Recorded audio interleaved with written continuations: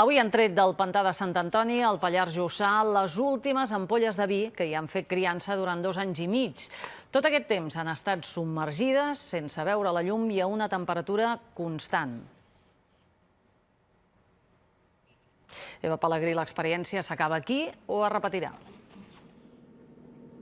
Sí, aquest és un mètode que podrien implantar els cellers de la subzona del Pallars aprofitant un recurs natural que tenen molt a l'abast, el pantà de Sant Antoni. Han vist que funciona molt bé amb alguns tipus de vins, els vins que tenen més capacitat d'envelliment, però en canvi no tant en d'altres, els vins més joves. Aquest matí, un grup de bussos ha extret una 80ena d'ampolles de 7 cellers d'aquest embassament que s'hi havien estat 2 anys i mig. Ja hi havia hagut una primera extracció fa uns mesos per veure quina era la seva evolució. Aquest matí, els viticultors que han participat en aquest experiment no s'han volgut perdre el moment i han pogut comprovar com havien envellit els seus vins.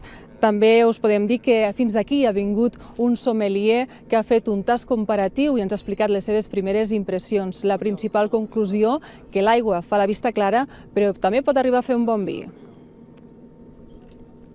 Posant el vi sota l'aigua el que portem és una estabilitat del vi. El vi no evoluciona, el vi queda molt més fresc, molt més aromàtic, no evoluciona de cap manera. És un vi que es queda tranquil, quiet, parat i manté les característiques del moment de posar-lo dins l'ampolla.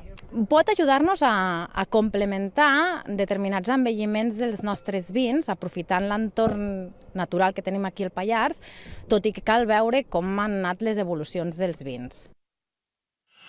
Acabem al Pallars la primera part del Comarca.